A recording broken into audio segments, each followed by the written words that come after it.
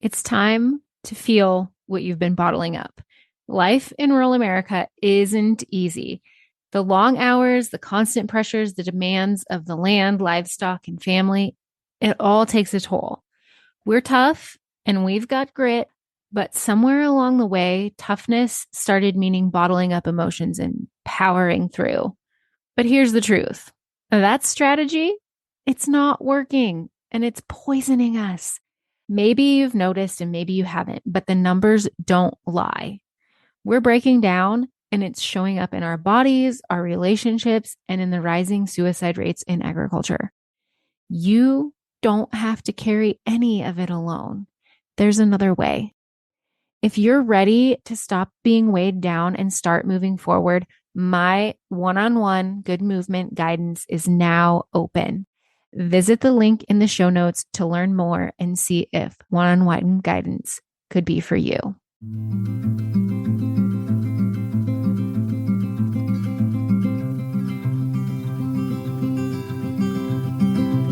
I'll carry you, you carry me, we'll help each other through it. Come on and see, good movement draws good movement.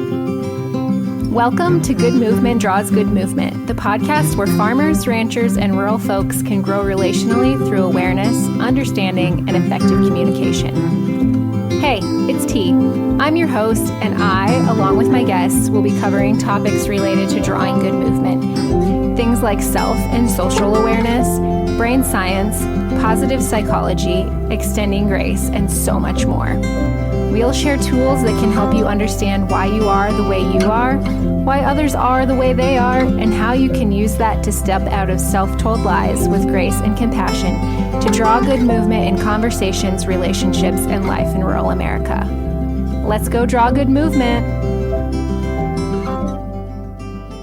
Welcome back to the Good Movement Draws Good Movement podcast. Today, we're going to touch on one of my favorite tools for improved communication. In fact, a while back, I made a post on Instagram. You know that song from the late 90s, Wear Sunscreen? If I could offer you one tip for the future, sunscreen would be it.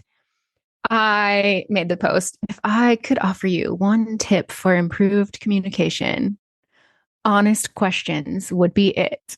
And if you are a longtime listener, you know that honest questions are something that we talk about regularly here on the Cast Pod, as one of our friends calls it. And today we're going to be talking again about honest questions, because I really do believe that honest questions and compassionate curiosity are one of the best ways that we can improve our communication. But what happens when we receive pushback from the honest questions that we're asking with curiosity and compassion?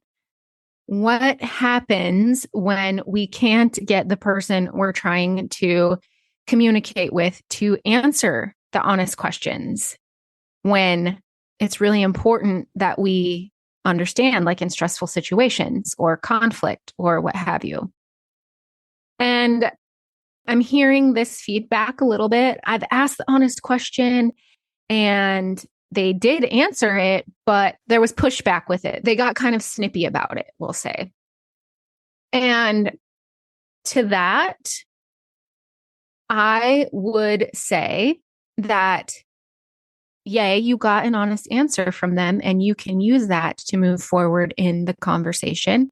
What you can also do, if they're answering honestly, or if someone has come to you with something or you're in an interaction with them and they are saying things and communicating things to you, and you do ask the honest question because you want to understand more deeply and you are met with that resistance, you can ask another honest question. And that is, what would you like in this situation? Would you like me to be just a listening ear and here for your vent? Or would you like me to provide advice? I'm here for whatever you need, but what would you like me to do in this situation? because sometimes people just want to get something off their chest. And in those situations, the honest question, depending on what frame of mind they're in or what emotions they may be feeling, might stir something up in them that they respond with a little bit of resistance. So it's important to still ask the honest questions, but maybe change up what honest questions you're asking. Ask them what they need from you or what they want from you in that moment and be there. Now, another thing that I've heard recently is, how do I get my 80-year-old dad to answer honest questions in the heat of the moment when things are stressful or in conflict? Because he doesn't want to answer them. And we're just using 80-year-old dad hypothetically. It could be 90-year-old grandma. It could be, older people. And the questions are coming from the younger people. How do I get them to answer those questions when it's in a stressful situation or when it's really important that I get that information to improve the interaction that we're in? And to that, I say, honest questions are a great way to improve communication. But if you're just starting to introduce them and you are working in close contact with your elders and they're not used to answering the honest questions, it might be a good idea or good practice to start asking them when things are not stressful, when there is not conflict. So, like when things are just chill and good and you're chillaxing. Do people say that anymore? I don't know. But ask questions, like low stakes, honest questions. If there are things that you want to know about your elders, your parents, your grandparents, your aunts and uncles, if there are things that you want to know about how they grew up or how the operation was when they were younger, or it doesn't even have to be operations related. It could be any honest question that just gets them talking about whatever it is that you're asking about. Low stakes. Then make that a common practice where you are curious. And when you introduce that curiosity, when things are calm, cool, and collected, they will be more apt to answer those honest questions when things aren't calm, cool, and collected. This goes back to episode 24 when Tom and I talked about how to get others to do the personal growth work.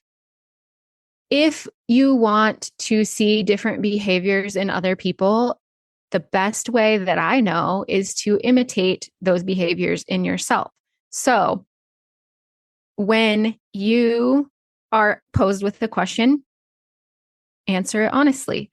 Start asking the honest questions of other people. And then by watching you ask those questions or being on the receiving end of those questions, they're more likely to ask you those honest questions, and then you can give them the honest answers. We as humans, we learn by imitation.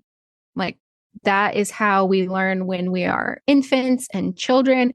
And even though as adults, we can read and we can take in all of this information logically, we still learn best by imitation.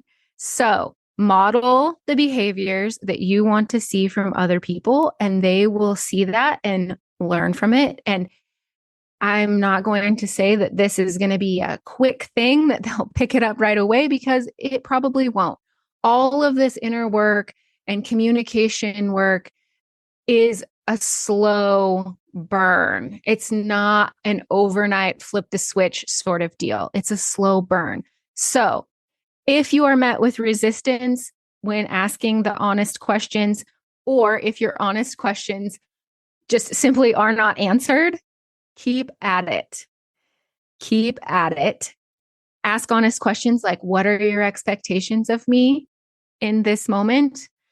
Ask low stakes, honest questions that have nothing to do with the conflict or anything other than you wanting to have more information from that person that only they can give you. So even if you're met with a little bit of resistance, I still maintain that the best way, one of the most important ways, one of the simplest ways to improve communication is with honest questions and compassionate curiosity, because honest questions do two things. They help us move forward from a place of knowledge instead of assumption, and they let the other person hear their answers. And so I stand by, if I could offer you one tip for improved communications, honest questions would be it. Until next time, draw good movement.